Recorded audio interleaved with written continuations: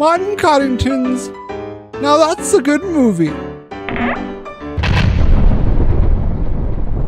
Welcome back to our show. Today we watched How to Get Ahead in Advertising.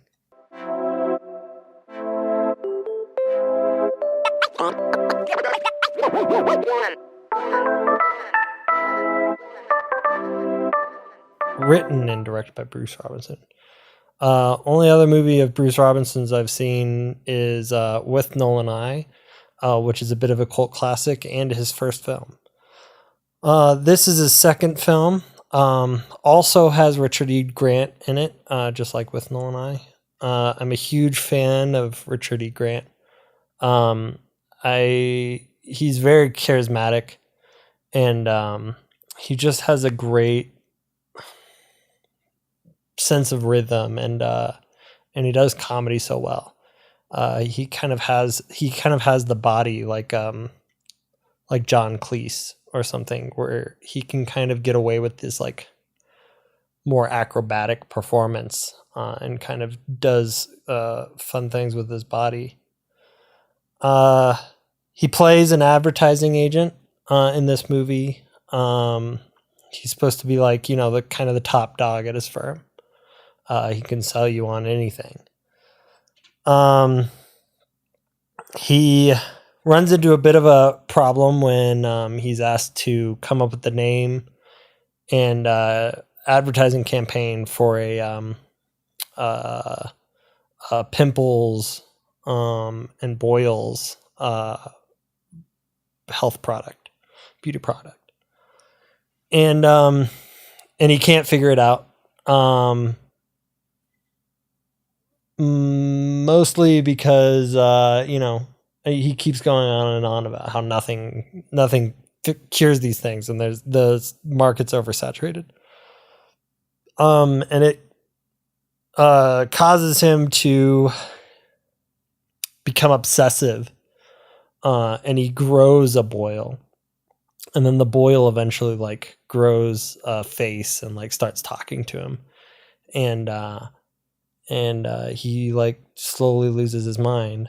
I think that the boil eventually is like the negative energy in him, because when this occurs, he kind of starts seeing the like error of his ways, and like starts realizing like the like horrific things he's done just to the public interest, and how like horrible capitalism kind of is in this like constant selling you on things, like even in the news, or like anything and everything is advertising.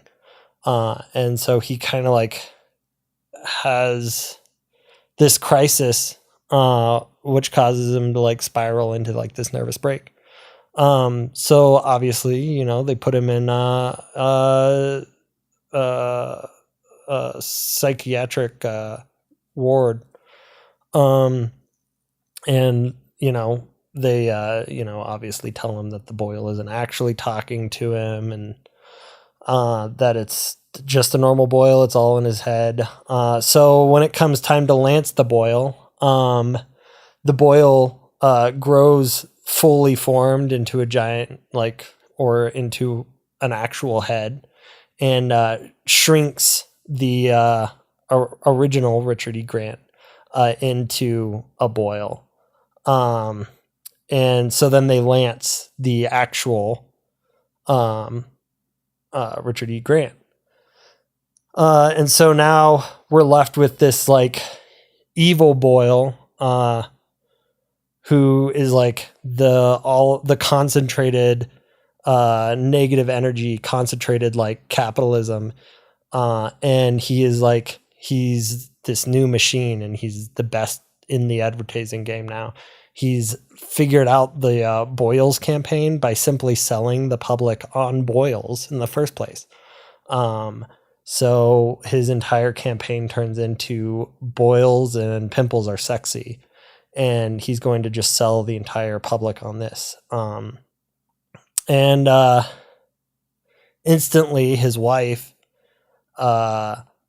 is, immediately sees that this isn't her husband anymore, and like comes to the realization that maybe the Boyle actually was talking to him. And but since now good Richard E. Grant is kind of like this mangled scab left over because from the healing process, he whispers to his wife when bad Richard E. Grant is asleep, and is, you know, trying to tell her all these secrets, like, you know, you can't trust the new me because it's the Boyle, and ultimately she manages to escape from him. But so she, you know, is kind of saved at the end, but at the same time we have this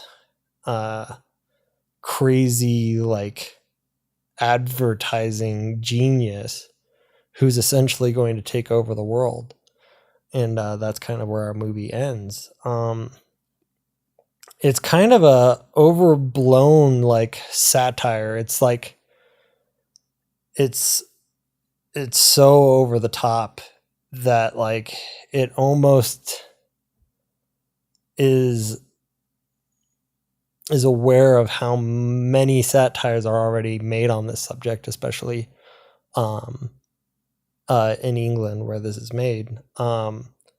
Where, I mean, like Flying Circus or like Fry and Laurie were already like talking plenty about like making fun of like capitalism and the ridiculousness of advertising every little thing. And this is almost like a mockery of that, in that like it just is suggesting that like this way of satirizing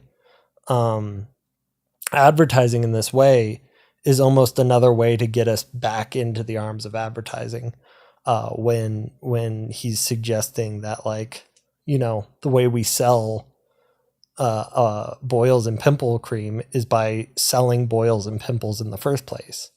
And it's really just, it's kind of brilliant. And once again, Richard E. Grant, even on just like the basic gags, he's got great comedic timing, and he's a fantastic actor who seems usually underutilized. So it's nice seeing him in a movie where he's the starring actor.